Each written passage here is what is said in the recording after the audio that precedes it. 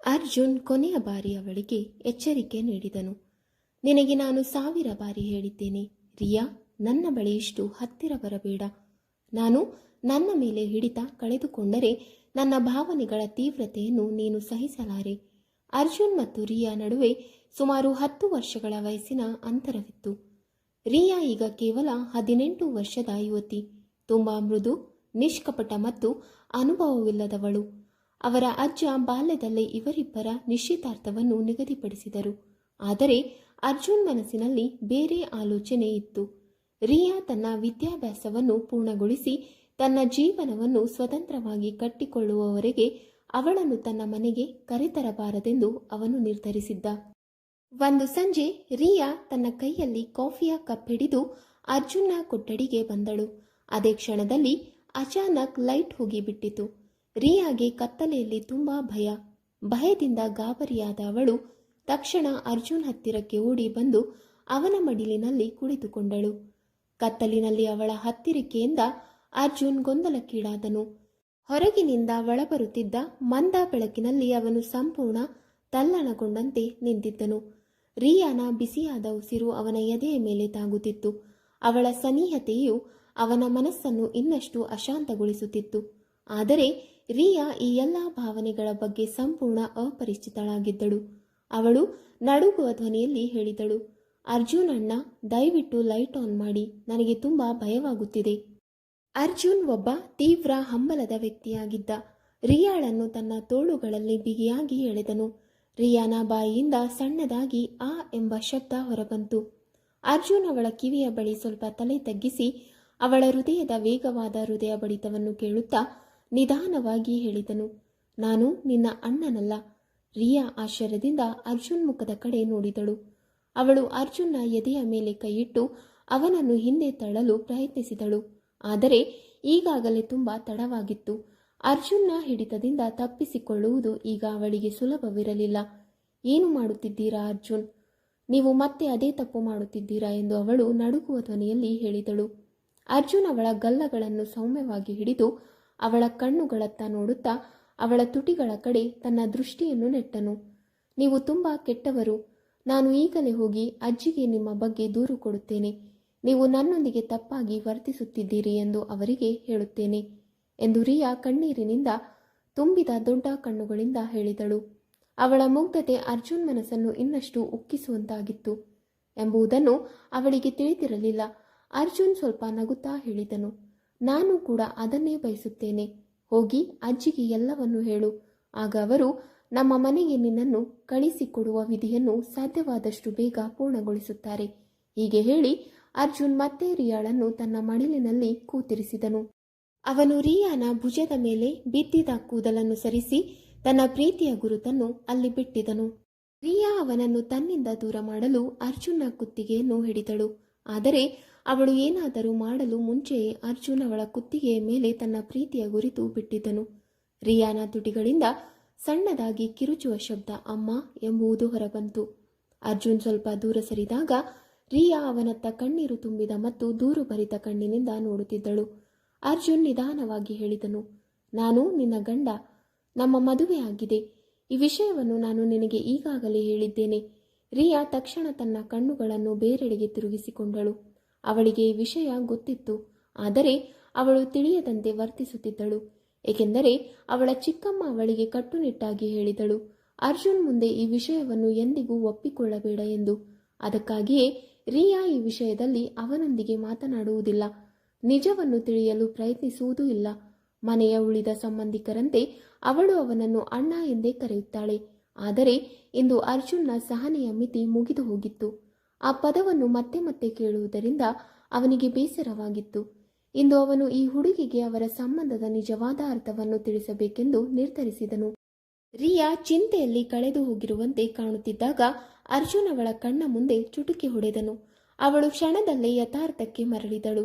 ಅವಳು ಅವನ ಮಡಿಲಿನಿಂದ ಎದ್ದು ಹೋಗಲು ಯತ್ನಿಸಿದಾಗ ಅರ್ಜುನ್ ಅವಳನ್ನು ಇನ್ನೂ ಹತ್ತಿರಕ್ಕೆ ಎಳೆದನು ಮತ್ತು ಮತ್ತೆ ಅವಳ ನಾಜೂಕಾದ ಕುತ್ತಿಗೆಯ ಮೇಲೆ ತನ್ನ ಪ್ರೀತಿಯ ಗುರಿತು ಬಿಡಲು ಮುಂದಾದನು.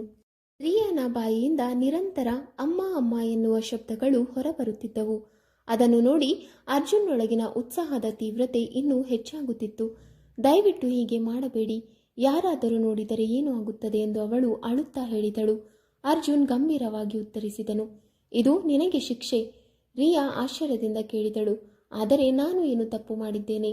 ಅರ್ಜುನ್ ಹೇಳಿದನು, ಇಷ್ಟೂ ಸಮಯದಿಂದ ನಮ್ಮ ಸಂಬಂಧದ ಸತ್ಯ ನಿನಗೆ ಗೊತ್ತಿತ್ತು, ಆದರೂ ನೀನು ಉದ್ದೇಶಪೂರ್ವಕವಾಗಿ ನನ್ನನ್ನು ಕಾಡುತ್ತಿದ್ದೆ, ನನ್ನ ಸಹನೆಯ ಪರೀಕ್ಷೆ ತೆಗೆದುಕೊಳ್ಳುತ್ತಿದ್ದೆ.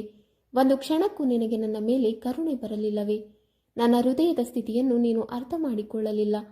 ಈಗ ನಿನ್ನ ಈ ಎಲ್ಲ ತಪ್ಪುಗಳಿಗೆ ನೀನೇ ಬೆಲೆ ಕೊಡಬೇಕು.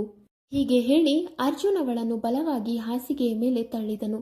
ರಿಯಾ ನಿಧಾನವಾಗಿ ಹೇಳಿದಳು, ನನಗೆ ನಿಜವಾಗಿಯೂ ಕ್ಷಮಿಸಿ.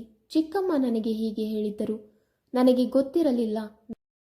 ನಿಮ್ಮ ಕೋಣೆಗೆ ಬರುವುದು ನಿಮಗೆ ಇಷ್ಟವಿಲ್ಲ ಎಂದು ಗೊತ್ತಿದ್ದರೆ ನಾನು ಇಲ್ಲಿ ಎಂದಿಗೂ ಬರಲಿಲ್ಲ. ಅದನ್ನು ಕೇಳಿ ಅರ್ಜುನ್ ಅವಳ ಕಣ್ಣುಗಳಲ್ಲಿ ಆಳವಾಗಿ ನೋಡುತ್ತಾ ಕೇಳಿದನು, ನಿನಗೆ ಇಲ್ಲಿ ಬರುವುದು ನನಗೆ ಇಷ್ಟವಿಲ್ಲ ಎಂದು ಯಾರು ಹೇಳಿದರು? ರಿಯಾ ನಿಧಾನವಾಗಿ ಉತ್ತರಿಸಿದಳು, ನೀವೇ ಹೇಳುತ್ತಿದ್ದೀರಲ್ಲ, ನಾನು ನಿಮ್ಮ ಸಹನೆಯ ಪರೀಕ್ಷೆ ತೆಗೆದುಕೊಳ್ಳುತ್ತೇನೆ ಎಂದು. ಅದಕ್ಕೆ ಅರ್ಜುನ್ ಹೇಳಿದನು, ಏಕೆಂದರೆ ನಿನ್ನ ಸನಿಹದಿಂದ ನಾನು ಗೊಂದಲಕ್ಕೀಡಾಗುತ್ತಿದ್ದೆ.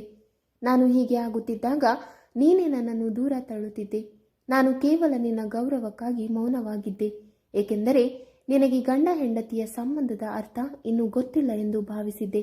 ಆದರೆ ನನಗೆ ಎಲ್ಲವೂ ಗೊತ್ತಿದೆ.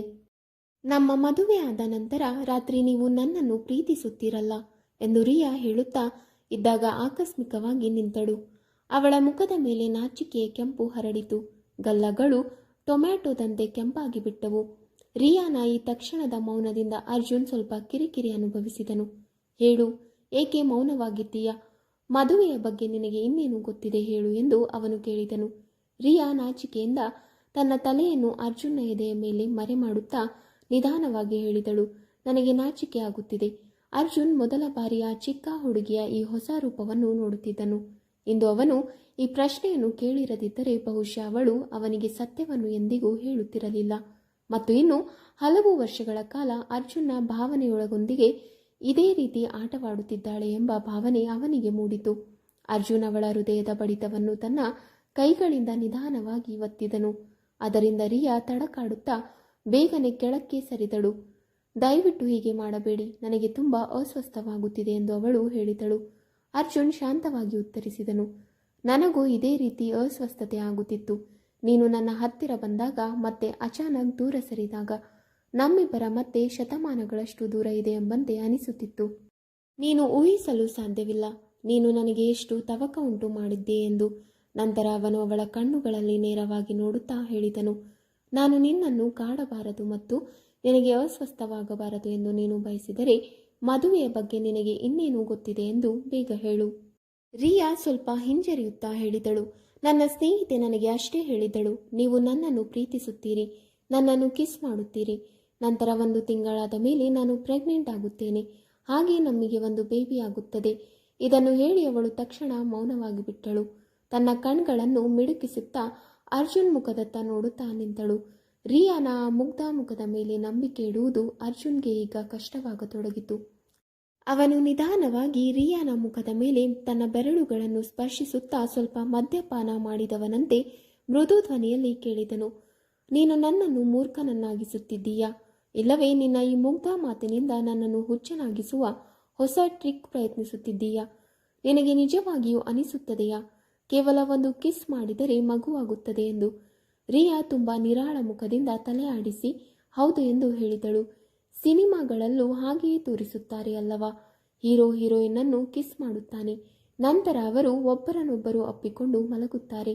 ಕೆಲವು ದಿನಗಳಾದ ಮೇಲೆ ಹೀರೋಯಿನ್ ಪ್ರೆಗ್ನೆಂಟ್ ಆಗುತ್ತಾಳೆ ಎಂದು ಅವಳು ಉತ್ಸಾಹದಿಂದ ಉತ್ತರಿಸಿದಳು. ಅರ್ಜುನ್ನ ಸನಿಹದಿಂದ ಅವಳು ತುಂಬ ಗಾಬರಿಯಾಗಿದ್ದಳು. ಬಂಧಿತ ಹಕ್ಕಿಯಂತೆ ಅವಳ ಹೃದಯ ಅಸ್ವಸ್ಥವಾಗಿ ತಡಕಾಡುತ್ತಿತ್ತು. ಆ ದಿನ ಅವಳ ಮನಸ್ಸಿನ ಭಾವನೆಗಳು ತುಂಬ ವಿಭಿನ್ನವಾಗಿದ್ದವು. ಇದ್ದಕ್ಕಿಂತ ಮೊದಲು ಅವಳು ಎಂದಿಗೂ ಅನುಭವಿಸಿದ ರೀತಿಯವು. ರಿಯಾನ ಮಾತುಗಳನ್ನು ಕೇಳಿ ಅರ್ಜುನ್ಗೆ ತುಂಬಾನೇ ಇಂಪ್ರೆಸ್ ಆಯಿತು. ಅರ್ಜುನ್ ರಿಯಾನ ಚಿಕ್ಕ ಮೂಗನ್ನು ನಿಧಾನವಾಗಿ ಎಳೆದಂತೆ ಮಾಡಿ ನಗುತ್ತಾ ಹೇಳಿದನು, ಇಂದು ನಿನ್ನ ಈ ತಪ್ಪು ಕಲ್ಪನೆಯನ್ನೇ ನಾನು ದೂರ ಮಾಡುತ್ತೇನೆ. ಅದರ ಅರ್ಥ ಏನು ಎಂದು ರಿಯಾ ಆಶ್ಚರ್ಯದಿಂದ ಕೇಳಿದಳು. ಆದರೆ ಅರ್ಜುನ್ನ ದೃಷ್ಟಿ ತನ್ನ ತುಟಿಗಳ ಮೇಲೆ ಬೀಳುತ್ತಿರುವುದನ್ನು ನೋಡುತ್ತಿದ್ದಂತೆಯೇ ಅವಳು ತಕ್ಷಣ ತನ್ನ ಕೈಗಳಿಂದ ತನ್ನ ತುಟಿಗಳನ್ನು ಮುಚ್ಚಿಕೊಂಡಳು ಮತ್ತು ತನ್ನ ತಲೆಯನ್ನು ಜೋರಾಗಿ ಅಲ್ಲಾಡಿಸಲು ಆರಂಭಿಸಿದಳು. ಪ್ಲೀಸ್ ಪ್ಲೀಸ್ ನನ್ನನ್ನು ಕಿಸ್ ಮಾಡಬೇಡಿ. ನನಗೆ ಬೇಬಿ ಆಗಿಬಿಟ್ಟರೆ ನಾನು ಎಲ್ಲರಿಗೂ ಏನು ಹೇಳಬೇಕು? ನಾವು ಕಿಸ್ ಮಾಡಿದರೆ ಎಂದು ಎಲ್ಲರಿಗೂ ಗೊತ್ತಾಗಿ ಬಿಡುತ್ತದೆ ಎಂದು ಅವಳು ಭಯದಿಂದ ಹೇಳಿದಳು. ಅರ್ಜುನ್ ಅವಳ 2 ಕೈಗಳನ್ನು ಹಿಡಿದು ನಿಧಾನವಾಗಿ ಹಿಂದೆ ತಳ್ಳಿದನು. ಅಷ್ಟರಲ್ಲಿ ಲೈಟ್ ಒಂದು ಸಂಪೂರ್ಣ ಕೊಠಡಿ ಬೆಳಕಿನಿಂದ ತುಂಬಿಬಿಟ್ಟಿತು. ಈಗ ರಿಯಾನ ಮುಖದ ಪ್ರತಿಯೊಂದು ರೇಖೆಗಳು ಅವನಿಗೆ ಸ್ಪಷ್ಟವಾಗಿ ಕಾಣುತ್ತಿತ್ತು. ಅಲ್ಲಿ ಭಯವೂ ಇತ್ತು, ಲಜ್ಜೆಯೂ ಇತ್ತು. ನೀನು 2 ನಿಮಿಷ ಇಲ್ಲೇ ನಿಂತುಕೋ. ಇಲ್ಲಿ 1 ಇಂಚು ಕೂಡ ಕದಲಬೇಡ. ಇಲ್ಲವಾದರೆ ನಾನು ತುಂಬಾ ಕಠಿಣವಾಗಿ ವರ್ತಿಸುತ್ತೇನೆ ಎಂದು ಅರ್ಜುನ್ ಎಚ್ಚರಿಕೆ ನೀಡಿದನು ಮತ್ತು ಬಾಗಿಲಿನ ಕಡೆ ನಡೆಯಲು ಶುರು ಮಾಡಿದನು. ಅವನು ಬಾಗಿಲನ್ನು ಲಾಕ್ ಮಾಡಿದ ಕ್ಷಣದಲ್ಲೇ ಅವಕಾಶ ಕಂಡುಕೊಂಡು ರಿಯಾ ತಕ್ಷಣ ವಾಶ್ರೂಮ್ ಕಡೆಗೆ ಓಡಿದಳು. ಆದರೆ ಅರ್ಜುನ್ ಅವಳಿಗಿಂತಲೂ ಚುರುಕಾಗಿದ್ದನು. ವಾಶ್ರೂಮ್ ಬಾಗಿಲಿನ ಮಧ್ಯೆ ತನ್ನ ಕಾಲನ್ನು ಅಡ್ಡಗಟ್ಟಿ ಅವನು ಕೂಡಲೇ ಒಳಗೆ ಪ್ರವೇಶಿಸಿದನು. ಪ್ಲೀಸ್ ನನ್ನ ಹತ್ತಿರ ಬರಬೇಡಿ ಎಂದು ರಿಯಾ ಭಯದಿಂದ ಕೂಗಿದಳು. ಆಗ ಅರ್ಜುನ್ ಗಂಭೀರವಾಗಿ ಹೇಳಿದನು, ಇಂದು ನಾನು ನಿನಗೆ ಬಹಳ ವಿಷಯಗಳನ್ನು ತಿಳಿಸುತ್ತೇನೆ. ನಾನು ನಿನ್ನ ಗಂಡನು ಮತ್ತು ನಿನ್ನ ಮೇಲೆ ನನಗೆ ಸಂಪೂರ್ಣ ಹಕ್ಕು ಇದೆ ಎಂಬುದನ್ನು ತಿಳಿಸುತ್ತೇನೆ. ಅರ್ಜುನ್ ರಿಯಾನ ಕಣ್ಣಿನೊಳಗೆ ಕಣ್ಣು ಹಾಕಿ ಸ್ವಲ್ಪ ಭಯ ಹುಟ್ಟಿಸುವ ರೀತಿಯಲ್ಲಿ ಇದನ್ನೆಲ್ಲ ಹೇಳಿದನು. ತಮ್ಮ ಗಂಡನು ಹತ್ತಿರ ಬರೋದನ್ನು ತಡೆಯುವ ಹೆಂಗಸರ ಮೇಲೆ ದೇವರು ಕೋಪಗೊಳ್ಳುತ್ತಾರೆ. ರಿಯಾ ಸಂಶಯಭರಿತವಾಗಿ ನೋಡುತ್ತಾ ಹೇಳಿದಳು, ನನಗೆ ನಿಮ್ಮ ಮೇಲೆ ನಂಬಿಕೆ ಇಲ್ಲ. ನೀವು ಸುಳ್ಳು ಹೇಳುತ್ತಿದ್ದೀರಿ. ಇದು ಎಲ್ಲವೂ ನನ್ನನ್ನು ಕಿಸ್ ಮಾಡಲು ಮಾತ್ರ ಮಾಡುತ್ತಿರುವಿರಿ ಅಲ್ಲವೇ? ಅರ್ಜುನ್ ತನ್ನ ನಗುವನ್ನು ತುಂಬ ಕಷ್ಟಪಟ್ಟು ತಡೆದನು ಮತ್ತು ಅವಳನ್ನು ತನ್ನತ್ತ ಎಳೆದುಕೊಂಡನು. ಈಗ ರಿಯಾ ಶವರ್ ಕೆಳಗೆ ನಿಂತಿದ್ದಳು. ಅದನ್ನು ನೋಡಿ ಅರ್ಜುನ್ನ ನಗು ಇನ್ನಷ್ಟು ಗಾಢವಾಯಿತು. ದಯವಿಟ್ಟು ಹೀಗೆ ಭಯ ಹುಟ್ಟಿಸುವ ರೀತಿಯಲ್ಲಿ ನಗಬೇಡಿ. ನನಗೆ ಭಯವಾಗುತ್ತಿದೆ ಎಂದು ರಿಯಾ ಗಾಬರಿಂದ ಹೇಳಿದಳು. ಸರಿ ನನ್ನ ಜಾನು ಎಂದು ಅರ್ಜುನ್ ನಿಧಾನವಾಗಿ ಹೇಳಿ ಶವರ್ ಆನ್ ಮಾಡಿದನು. ಇಬ್ಬರು ನೀರಿನಲ್ಲಿ ತೊಯ್ಯಲು ಆರಂಭಿಸಿದರು. ನೀರು ಸುರಿಯುತ್ತಿದ್ದಂತೆ ರಿಯಾ ಕಣ್ಣುಗಳು ಮತ್ತೆ ಮತ್ತೆ ಮುಚ್ಚಿಕೊಳ್ಳುತ್ತಿದ್ದವು ಮತ್ತು ಅವಳಿಗೆ ಉಸಿರಾಡಲು ಕೂಡ ಸ್ವಲ್ಪ ಕಷ್ಟವಾಗುತ್ತಿತ್ತು. ಆ ಕ್ಷಣವನ್ನು ಅರ್ಜುನ್ ಉಪಯೋಗಿಸಿಕೊಂಡು ಅವಳ ತುಟಿಗಳನ್ನು ತನ್ನ ತುಟಿಗಳಲ್ಲಿ ಬಂಧಿಸಿದನು. ಸ್ವಲ್ಪ ಹೊತ್ತಿನ ನಂತರ ಅರ್ಜುನ್ ಅವಳಿಂದ ದೂರವಾದಾಗ ರಿಯಾ ತನ್ನ ಹೃದಯದ ಮೇಲೆ ಕೈ ಇಟ್ಟುಕೊಂಡು ನೀರಿನ ಕೆಳಗಿಂದ ಹಿಂದೆ ಸರಿದಳು ಮತ್ತು ವೇಗವಾಗಿ ಉಸಿರಾಡಲು ಆರಂಭಿಸಿದಳು. ಅವಳ ಸ್ಥಿತಿ ನೋಡಿದರೆ ಯಾರಿಗೂ ಅವಳು ಎಷ್ಟು ಗಾಬರಿಯಾಗಿದ್ದಾಳೆ ಎಂಬುದು ಸ್ಪಷ್ಟವಾಗುತ್ತಿತ್ತು. ಅರ್ಜುನ್ ರಿಯಾನ ಈ ಸ್ಥಿತಿಯನ್ನು ನೋಡಿ ಒಳಗೊಳಗೆ ತುಂಬ ಆನಂದಿಸುತ್ತಿದ್ದನು. ನೀವು ಇದು ಏನು ಮಾಡಿದ್ದೀರಿ ಅರ್ಜುನ್ ಎಂದು ರಿಯಾ ಅವನ ಹೆಸರನ್ನು ಹೇಳಿದ ರೀತಿಯೇ ಅರ್ಜುನ್ಗೆ ವಿಚಿತ್ರವಾದ ಅನುಭವ ನೀಡಿತು. ಯಾರೋ ತನ್ನ ಹೃದಯವನ್ನು ಬಿಗಿಯಾಗಿ ಹಿಡಿದಂತೆ ಅವನಿಗೆ ಅನಿಸಿತು. ತನ್ನ ಹೆಸರು ಇಷ್ಟು ಸುಂದರವಾಗಿ ಕೇಳಿಸಿಕೊಳ್ಳುತ್ತದೆ ಎಂದು ಅವನು ಇದುವರೆಗೆ ಎಂದಿಗೂ ಅನುಭವಿಸಿರಲಿಲ್ಲ. ಇನ್ನು ನಾನು ಏನು ಮಾಡಿಲ್ಲ ರಿಯಾ, ನನ್ನ ಜಾನು ನೀನು ಎಂದು ಅವನು ನಿಧಾನವಾಗಿ ಹೇಳಿ ಮತ್ತೆ ಅವಳನ್ನು ತನ್ನತ್ತ ಎಳೆದನು. ಅರ್ಜುನ್ ತನ್ನ ಕೈಗಳನ್ನು ಅವಳ ಕೂದಲಿನಲ್ಲಿ ಜಾರಿಸಿ ಅವಳ ಮುಖವನ್ನು ಸ್ವಲ್ಪ ಮೇಲಕ್ಕೆತ್ತಿದನು. ಇವರಿಬ್ಬರ ಎತ್ತರದಲ್ಲಿ ಸಾಕಷ್ಟು ವ್ಯತ್ಯಾಸವಿತ್ತು. ರಿಯಾ ಕೇವಲ ಅವನ ಭುಜದವರೆಗೂ ಮಾತ್ರ ಬರುತ್ತಿದ್ದಳು. ಅರ್ಜುನ್ ಮತ್ತೆ ಅವಳ ತುಟಿಗಳನ್ನು ತನ್ನ ತುಟಿಗಳಲ್ಲಿ ಬಂಧಿಸಿ ಮುದ್ದು ಮಾಡತೊಡಗಿದನು. ಆ ಸಮಯದಲ್ಲಿ ಅರ್ಜುನ್ನ ಕೈಗಳು ಅವಳ ದೇಹದ ಮೇಲೆ ನಿಧಾನವಾಗಿ ಸಾಗುತ್ತಿದ್ದವು. ಕೆಲವೊಮ್ಮೆ ಅವನು ಅವಳ ಹೃದಯದ ತಡಕವನ್ನು ಅನುಭವಿಸುತ್ತಿದ್ದನು, ಮತ್ತೊಮ್ಮೆ ಅವಳ ನಡುಕಟ್ಟನ್ನು ಬಿಗಿಯಾಗಿ ಹಿಡಿಯುತ್ತಿದ್ದನು. ರಿಯಾ ಸಂಪೂರ್ಣವಾಗಿ ಗಾಬರಿಗೊಂಡಂತೆ ಆಗುತ್ತಿದ್ದಳು. ಅವಳ ಸ್ಥಿತಿ ನಿಧಾನವಾಗಿ ಬದಲಾಗುತ್ತಿತ್ತು. 2ನೇ ಬಾರಿ ಅರ್ಜುನ್ ಅವಳಿಂದ ದೂರವಾದಾಗ ರಿಯಾ ಅವನ ಶರ್ಟ್ ಅನ್ನು ಬಿಗಿಯಾಗಿ ಹಿಡಿದುಕೊಂಡು ಅವನ ಕುತ್ತಿಗೆಗೆ ಅಪ್ಪಿಕೊಂಡಿದ್ದಳು. ನನಗೆ ತುಂಬ ಅಶಾಂತಿಯಾಗುತ್ತಿದೆ ಎಂದು ಅವಳು ಮುಗ್ಧತೆ ಮತ್ತು ಗೊಂದಲದಿಂದ ಹೇಳಿದಳು. ಹೇಳು, ನಿನಗೆ ಇದರಲ್ಲಿ ಖುಷಿಯಾಯಿತೆ ಎಂದು ಅರ್ಜುನ್ ಕೇಳಿದನು. ರಿಯಾ ಯಾವುದೇ ಮಾತು ಆಡದೆ ಅವನ ಕಣ್ಣಿನೊಳಗೆ ನೋಡುತ್ತಾ ನಿಂತಳು.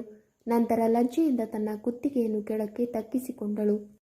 ಆದರೆ ಅರ್ಜುನ್ ರಿಯಾ ಎಂದು ಕರೆಯುತ್ತಿದ್ದಂತೆಯೇ ಅವಳ ದೊಡ್ಡ ದೊಡ್ಡ ಕಣ್ಣುಗಳು ಅಚಾನಕ್ ಕಣ್ಣೀರಿನಿಂದ ತುಂಬಿಬಿಟ್ಟವು. ಏನಾಯಿತು ಎಂದು ಅರ್ಜುನ್ ಗಾಬರಿಯಿಂದ ಕೇಳುತ್ತಾ ಅವಳ ಕಣ್ಣೀರು ಒರೆಸಲು ಆರಂಭಿಸಿದನು. ರಿಯಾ ದುಃಖದಿಂದ ಹೇಳಿದಳು, ಒಂದು ದೊಡ್ಡ ಸಮಸ್ಯೆ ಆಗಿಬಿಟ್ಟಿದೆ. ಈಗ ನಾನು ಮನೆಯವರಿಗೇನು ಉತ್ತರ ಕೊಡಬೇಕು? ಅವಳು ಯಾವ ಸಮಸ್ಯೆಯ ಬಗ್ಗೆ ಮಾತನಾಡುತ್ತಿದ್ದಾಳೆ ಎಂದು ಅರ್ಜುನ್ಗೆ ತಕ್ಷಣವೇ ಅರ್ಥವಾಯಿತು.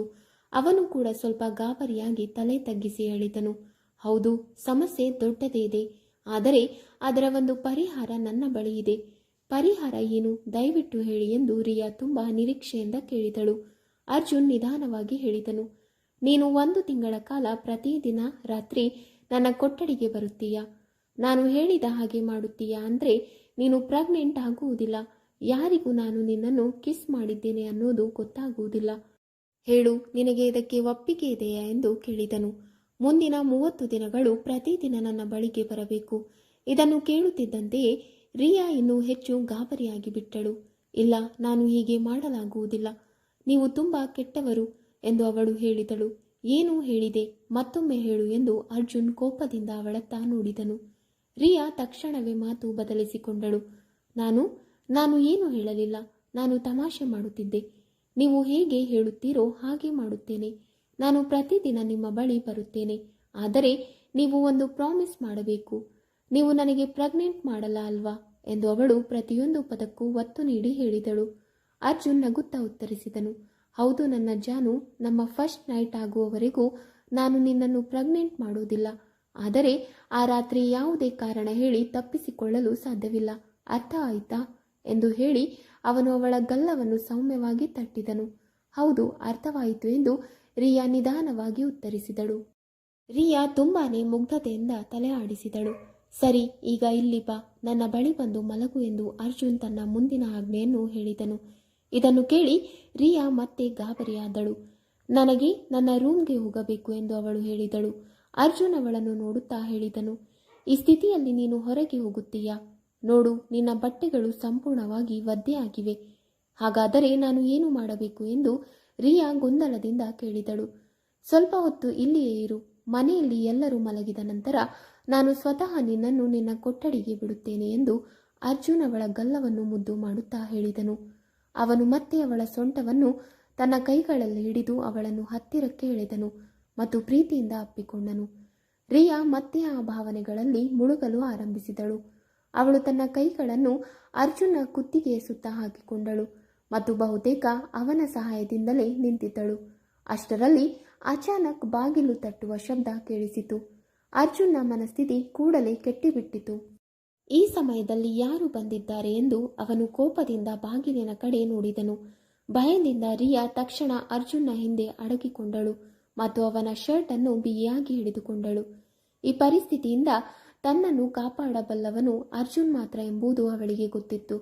ಶಾಂತವಾಗಿರು, ಯಾವುದೇ ಶಬ್ದ ಮಾಡಬೇಡ, ಯಾರು ಎಂದು ನಾನು ನೋಡುತ್ತೇನೆ ಎಂದು ಅರ್ಜುನ್ ಅವಳಿಗೆ ಧೈರ್ಯ ಹೇಳಿದನು. ನಾನು ಡ್ರೆಸ್ಸಿಂಗ್ ರೂಮ್ನಲ್ಲಿ ಅಡಗಿಕೊಳ್ಳುತ್ತೇನೆ ಎಂದು ರಿಯಾ ಗಾಬರಿಯಿಂದ ಹೇಳಿ ಅತ್ತಕ್ಕೆ ಓಡಿದಳು. ಅರ್ಜುನ್ ಬಾಗಿಲನ್ನು ತೆರೆದಾಗ ಎದುರಿಗೆ ರಾಹುಲ್ ನಿಂತಿದ್ದನು. ಅವನು ತಕ್ಷಣ ಒಳಗೆ ಬರಲು ಮುಂದಾದನು. ಓ ಹೆಲೋ, ಎಲ್ಲಿಗೆ ಬರುತ್ತಿದ್ದೀಯಾ? ಹೊರಗೆ ಹೋಗು ಎಂದು ಅರ್ಜುನ್ ಅವನನ್ನು ತಡೆದನು. ಅರ್ಜುನ್, ನನ್ನ ರೂಮ್ನ ಹೀಟರ್ ಕೆಟ್ಟು ಹೋಗಿದೆ. ಇಂದು ನಿನ್ನ ಜೊತೆ ಮಲಗಬಹುದಾ ಎಂದು ರಾಹುಲ್ ಕೇಳಿದನು. ಇಲ್ಲ ಎಂದು ಅರ್ಜುನ್ ಸ್ಪಷ್ಟವಾಗಿ ಉತ್ತರಿಸಿದನು. ರಾಹುಲ್ ಆಶ್ಚರ್ಯಪಟ್ಟನು, ಏಕೆಂದರೆ ಅರ್ಜುನ್ ಅವನಿಗೆ ಎಂದಿಗೂ ಹೀಗೆ ನಿರಾಕರಿಸುತ್ತಿರಲಿಲ್ಲ. ಅರ್ಜುನ್ನ ಮುಖದ ಬದಲಾಗುತ್ತಿರುವ ಭಾವನೆಗಳನ್ನು ನೋಡಿ ರಾಹುಲ್ ಒಂದು ತಮಾಷೆಯ ನಗೆಯೊಂದಿಗೆ ಹೇಳಿದನು. ಯಾವುದಾದರೂ ಬೇರೆ ವಿಷಯ ಇದ್ದರೆ ಹೇಳಬಹುದು, ನಾನು ಸಹಾಯ ಮಾಡುತ್ತೇನೆ. ಆದರೆ ಅರ್ಜುನ್ ಯಾವುದೇ ಮಾತು ಹೇಳದೆ ಬಾಗಿಲನ್ನು ಅವನ ಮುಖದ ಮುಂದೆ ಮುಚ್ಚಿಬಿಟ್ಟನು. ರಾಹುಲ್ ತಲೆಯನ್ನು ಕೊರೆಯುತ್ತಾ ತನ್ನ ಕೊಠಡಿಯ ಕಡೆಗೆ ಹಿಂದಿರುಗಿದನು. ಅರ್ಜುನ್ ಡ್ರೆಸ್ಸಿಂಗ್ ರೂಮ್ನ ಬಾಗಿಲನ್ನು ತಟ್ಟುತ್ತಿದ್ದಂತೆಯೇ ರಿಯಾ ಮಿಂಚಿನ ವೇಗದಲ್ಲಿ ಹೊರಗೆ ಓಡಿ ಬಂದಳು ಮತ್ತು ಹಿಂದೆ ನೋಡದೆ ಓಡಲು ಶುರು ಮಾಡಿದಳು. ಆ ಸಮಯದಲ್ಲಿ ಅರ್ಜುನ್ ಕೊಠಡಿಯ ಬಾಗಿಲನ್ನು ಲಾಕ್ ಮಾಡುತ್ತಿದ್ದನು. ರಿಯಾ ಓಡುತ್ತಾ ಬಂದು ನೇರವಾಗಿ ಬಾಗಿಲಿನ ತಲೆ ಅಪ್ಪಳಿಸಿತು. ಅವಳು ಅಲ್ಲಿ ನೆಲದ ಮೇಲೆ ಕುಳಿತುಕೊಂಡು ಚಿಕ್ಕ ಮಕ್ಕಳಂತೆ ಜೋರಾಗಿ ಅತ್ತುಕೊಳ್ಳಲು ಆರಂಭಿಸಿದಳು. ಅರ್ಜುನ್ ತನ್ನ ನೆತ್ತಿಯನ್ನು ಹಿಡಿದುಕೊಂಡನು. ಈ ಹುಡುಗಿಯ ಬಗ್ಗೆ ಅವನಿಗೆ ಚಿಂತೆಯೂ ಆಗುತ್ತಿತ್ತು, ಜೊತೆಗೆ ಅವಳ ಈ ಮೂರ್ಖತನಕ್ಕೆ ಕೋಪವೂ ಬರುತ್ತಿತ್ತು. ಏನಾಯಿತು, ನೀನು ಒಳ್ಳೆಯದಾಗಿದ್ದೀಯಾ ಎಂದು ಅವನು ಕೇಳಿದನು. ರಿಯಾ ಅತ್ತುಕೊಂಡೆ ತಲೆಯನ್ನು ಅಲುಗಾಡಿಸಿದಳು. ನನ್ನ ತಲೆ ಒಡೆದು ಹೋಗಿದೆ, ಇದಕ್ಕೆಲ್ಲ ನೀವು ಕಾರಣ. ನೀವು ನನ್ನನ್ನು ಇಲ್ಲಿ ತಡೆಯದೇ ಇದ್ದಿದ್ದರೆ ಮತ್ತು ಹೀಗೆ ನನ್ನನ್ನು ಪ್ರೀತಿಸದೇ ಇದ್ದಿದ್ದರೆ ನನಗೆ ಹೀಗೆ ಅಡಗಿಕೊಳ್ಳಬೇಕಾಗುತ್ತಿರಲಿಲ್ಲ ಎಂದು ಅವಳು ಅಳುತ್ತಾ ಹೇಳಿದಳು. ರಿಯಾ ಎಲ್ಲ ತಪ್ಪನ್ನು ಅರ್ಜುನ್ ಮೇಲೆಯೇ ಹಾಕಿಬಿಟ್ಟಳು. ಓ ಹೆಲೋ ಮೇಡಮ್, ನಿನ್ನ ಮಾತಿನ ಅರ್ಥ ಏನು ಎಂದು ಅರ್ಜುನ್ ಸ್ವಲ್ಪ ನಗುತ್ತಾ ಹೇಳಿದನು. ನಾನು ಯಾವ ತಪ್ಪು ರೀತಿಯಲ್ಲಿ ನಿನ್ನನ್ನು ಪ್ರೀತಿಸಿದ್ದೇನೆ? ನಿನ್ನೊಂದಿಗೆ ಯಾವುದೇ ಅಸಭ್ಯ ವಿಧಾನ ಬಳಸಿಲ್ಲ. ಸರಿಯಾದ ರೀತಿಯಲ್ಲಿ ನೀನು ನನ್ನ ಹೆಂಡತಿ ಎಂದು ಮತ್ತು ನಮ್ಮ ಸಂಬಂಧ ಎಷ್ಟು ಗಟ್ಟಿಯಾಗಿದೆ ಎಂಬುದನ್ನು ತಿಳಿಸಲು ಮಾತ್ರ ಪ್ರಯತ್ನಿಸಿದ್ದೇನೆ. ನಾನು ಬಯಸಿದಲ್ಲಿ ನಿನ್ನೊಂದಿಗೆ ರೊಮ್ಯಾನ್ಸ್ ಮಾಡಬಹುದು. ಇದನ್ನು ಹೇಳುತ್ತಾ ಅರ್ಜುನ್ ಮತ್ತೆ ಅವಳ ಹತ್ತಿರಕ್ಕೆ ಬಂದನು ಮತ್ತು ಅವಳ ಹೃದಯದ ತಡಕಿನೊಂದಿಗೆ ಆಟವಾಡುವಂತೆ ಅವಳನ್ನು ಹತ್ತಿರಕ್ಕೆ ಎಳೆದನು. ರಿಯಾ ಅವನ ಈ ತಮಾಷೆಗೆ ಸಂಪೂರ್ಣವಾಗಿ ನಡುಗು ಬಿಟ್ಟಳು. ದಯವಿಟ್ಟು ನನಗೆ ಹೋಗಲು ಬಿಡಿ ಎಂದು ಅವಳು ಬೇಡಿಕೊಂಡಳು. ಅರ್ಜುನ್ ಶಾಂತವಾಗಿ ಅವಳ ಮುಖದ ಮೇಲೆ ಬದಲಾಗುತ್ತಿರುವ ಹಾವಭಾವಗಳನ್ನು ಗಮನಿಸುತ್ತಿದ್ದನು. ನಂತರ ಅವನು ಹೇಳಿದನು, ಸರಿ, ಆದರೆ ಮುಂದಿನ 30 ದಿನಗಳು ನಿರಂತರವಾಗಿ ನನ್ನ ಬಳಿಗೆ ಬರಬೇಕು. ಬರದಿದ್ದರೆ ಅದೇ ದಿನ ನೀನು ಪ್ರೆಗ್ನೆಂಟ್ ಆಗಿ ಬಿಡುತ್ತೀಯ. ಅವನು ಮುಂದುವರಿಸಿದನು, ಆದರೆ ಎಚ್ಚರಿಕೆ, ಈ ವಿಷಯದ ಬಗ್ಗೆ ಎಲ್ಲಿಯೂ ಏನಾದರೂ ಸರ್ಚ್ ಮಾಡಲು ಪ್ರಯತ್ನಿಸಬೇಡ. ನಿನ್ನ ಗಂಡನಾಗಿ ನಾನು ಅದನ್ನು ನಿಷೇಧಿಸುತ್ತಿದ್ದೇನೆ. ನೀನು ಇನ್ನೂ ತುಂಬ ನಾಜೂಕಾದ ಮನಸ್ಸಿನವಳು. ಹೆದರಿ ಹೋಗುತ್ತೀಯಾ? ಆ ಎಲ್ಲ ವಿಷಯಗಳನ್ನು ನಾನು ನಿನಗೆ ನಿಧಾನವಾಗಿ ಪ್ರೀತಿಯಿಂದ ಒಂದೊಂದಾಗಿ ವಿವರಿಸುತ್ತೇನೆ. ಅರ್ಥ ಆಯಿತಾ? ಹೌದು ಎಂದು ರಿಯಾ ಬಹಳ ನಿಧಾನವಾಗಿ ಉತ್ತರಿಸಿದಳು. ಅವಳ ಕಂಠದಿಂದ ಅಷ್ಟೇ ಸಣ್ಣ ಧ್ವನಿ ಹೊರಬಂತು. ತಕ್ಷಣವೇ ಅವಳು ತ್ವರಿತವಾಗಿ ಕೊಠಡಿಯಿಂದ ಹೊರಗೆ ಓಡಿಬಿಟ್ಟಳು. ಸ್ನೇಹಿತರೆ, ಇದು ಅರ್ಜುನ್ ಮತ್ತು ರಿಯಾನ ರೊಮ್ಯಾಂಟಿಕ್ ಲವ್ ಸ್ಟೋರಿಯ ಮೊದಲನೇ ಭಾಗವಿತ್ತು. 2ನೇ ಭಾಗವನ್ನು ನಾಳೆ ಅಪ್ಲೋಡ್ ಮಾಡುತ್ತೇನೆ. ಧನ್ಯವಾದಗಳು.